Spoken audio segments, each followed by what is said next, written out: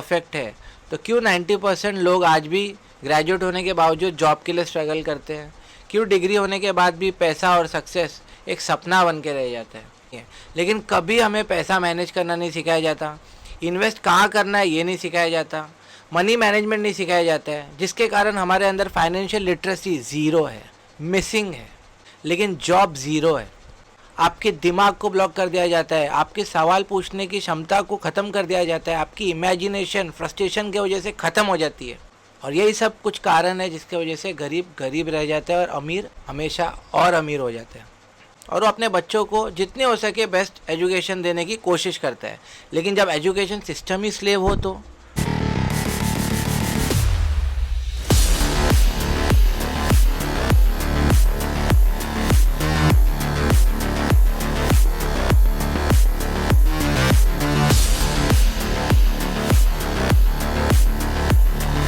एक सवाल है दोस्तों, अगर हमारा एजुकेशन सिस्टम इतना ही फुल प्रूफ और इतना ही परफेक्ट है तो क्यों 90% लोग आज भी ग्रेजुएट होने के बावजूद जॉब के लिए स्ट्रगल करते हैं?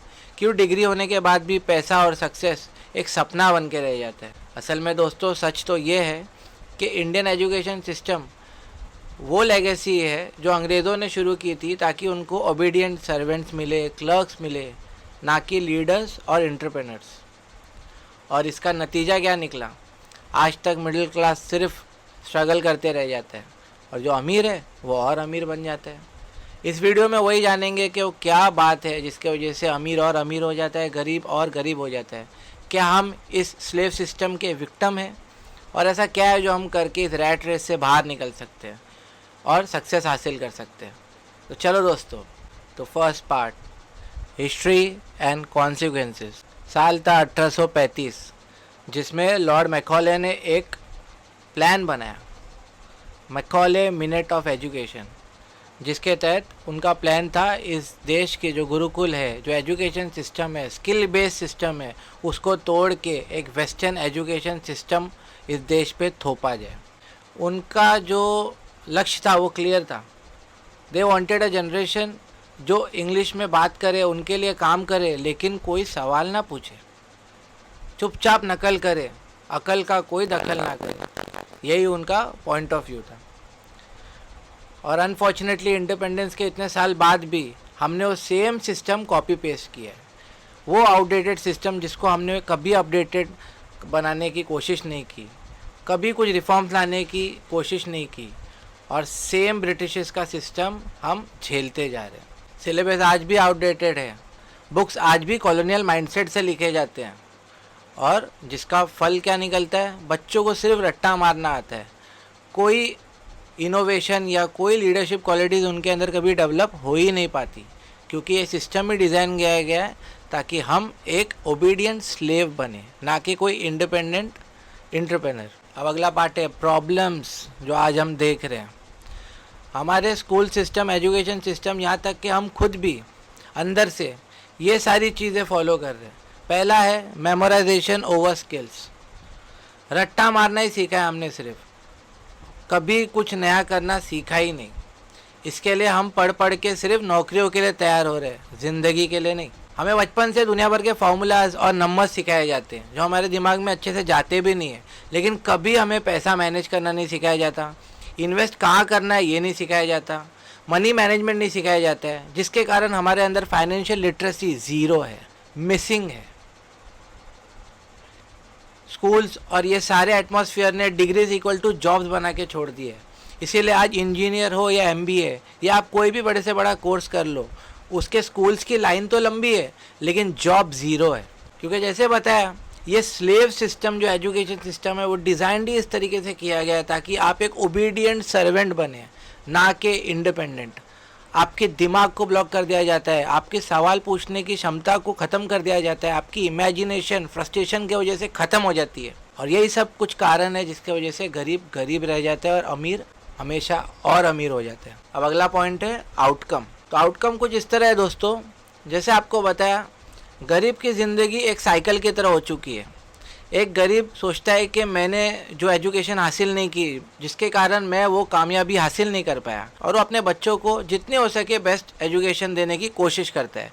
लेकिन जब एजुकेशन सिस्टम ही स्लेव हो तो एक साइकिल सा चल पड़ता है, जहाँ पे फर्स्ट आपकी लड़ाई रहती है बच्चों को पढ़ाने की, फिर बच्चों की लड़ाई रहती है अच्छी डिग्री हासिल करने की, और डिग्री हासिल करने के बाद लड़ाई रहती है अच्छी जॉब हासिल करने की, और जॉब मिलने के बाद भी ज़्यादातर लोग अंडर पेड रहते हैं, मतलब उनको अच्छी सैलरी नहीं मिलती है, जितनी वो काम करते हैं उतना उनको आउटकम नहीं मिलता है। रिज़ल्ट एक नॉर्मल आम मिडिल क्लास आदमी फ्रस्ट्रेटेड रह जाता है, और जैसे बताया यही फ्रस्ट्रेशन उसकी इमेजिनेशन और उसकी ग्रोथ ख़त्म कर देती है। और जनरेशन हर जनरेशन इसी साइकिल में फंस के रह जाती है, इसी चक्रव्यूह में फंस के रह जाती है, जहाँ मिडिल क्लास सिर्फ स्ट्रगल करते रह जाती है और जो अमीर होता है वो और अमीर बन जाता है। कैसे? जो अमीर है वो अपने बच्चों को फॉरेन और बेटर एजुकेशन दिलाने के लिए जो बन पड़ता है वो करता है, और उनके बच्चों को बेटर एजुकेशन दिलाता है, और वो इस रेस में और आगे निकल जाते हैं। अभी जैसे कि आपसे वीडियो के स्टार्टिंग में वादा किया था दोस्तों, हम सिर्फ प्रॉब्लम पे बात नहीं करेंगे, हम सोल्यूशन पे भी बात करेंगे। हम क्या कर सकते हैं इंडिविजुअल बेस पे, क्योंकि हम सिर्फ अपने लिए नहीं, एज अ पेरेंट हमारे बच्चों के लिए भी जवाबदेही है। इसके लिए हम क्या कर सकते हैं? देखिए, सबसे पहले तो हमें समझना पड़ेगा कि ये जो सिस्टम है ये रातों रात बदलने वाला नहीं है, लेकिन हम हमारा और हमारे बच्चों का भविष्य रातों रात बदल सकते हैं। हमें कुछ स्टेप्स फॉलो करना पड़ेगा हमारी ज़िंदगी में। हम ये स्टेप्स इंडिविजुअल बेस पे, एक पेरेंट के तौर पे, एक पार्टनर के तौर पे, और स्कूल्स और एनसीईआरटी पॉलिसी मेकर्स जो मेरी बात सुन रहे हैं अगर, वो भी इम्प्लीमेंट कर सकते हैं। तो स्टेप 1 होगा स्किल सीखो। एआई, डिजिटल मार्केटिंग, कोडिंग, ऐसे जो सब्जेक्ट्स है जो हमें स्कूल्स में नहीं सिखाया जाता, लेकिन आज जिनका बहुत ज़्यादा डिमांड है मार्केट में, इसको सीखो। स्टेप दूसरा हो सकता है जो चीज़ें ज़िंदगी में काम में आती है उसे सीखो, जो हमें स्कूल्स में नहीं सिखाया जाता, जैसे कि टैक्सेस, इन्वेस्टमेंट, और सबसे ज़रूरी हेल्थ के बारे में अगर बच्चों को सिखा दिया जाए बचपन से, तो किसी सिगरेट के पीछे लिखना नहीं पड़ेगा कि इट्स कॉशियस फॉर हेल्थ। किसी माँ बाप को अपने बच्चों को नहीं सिखाना पड़ेगा कि बेटा आपको अल्कोहल नहीं पीना है, आपको स्मोक नहीं करना है, ये सारे ख़राब होते हैं ज़िंदगी में, और जिनके कारण बहुत सारे लोगों की ज़िंदगी ख़त्म हो जाती है, वो कुछ कर ही नहीं पाते।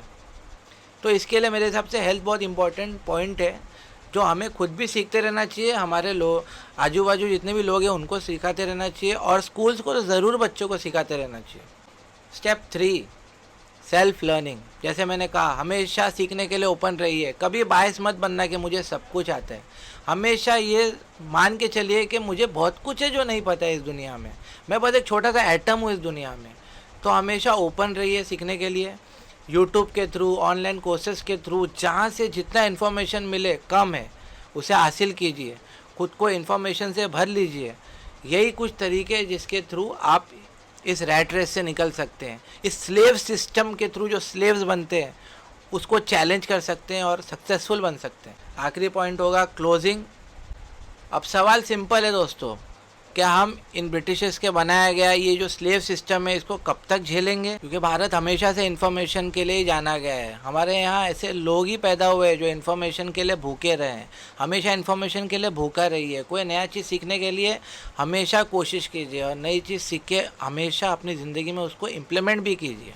ये सारी चीज़ें करके हम फाइनली गुलामी की मानसिकता से मुक्त हो सकते हैं और सक्सेसफुल हो सकते हैं लाइफ में। अगर आपको लगता है इस वीडियो ने आपको कुछ इन्फॉर्मेशन दिया और इस चेंज को आप सोसाइटी में देखना चाहते हैं, हमारे एजुकेशन सिस्टम को बेहतर होते देखना चाहते हैं, तो प्लीज़ इस वीडियो को शेयर कीजिए, लाइक कीजिए और चैनल को सब्सक्राइब कीजिए, क्योंकि ये तो सिर्फ शुरुआत है दोस्तों। मैं ऐसे ही वीडियो के साथ लौटूंगा दोबारा। वंदे मातरम दोस्तों, भारत माता की जय।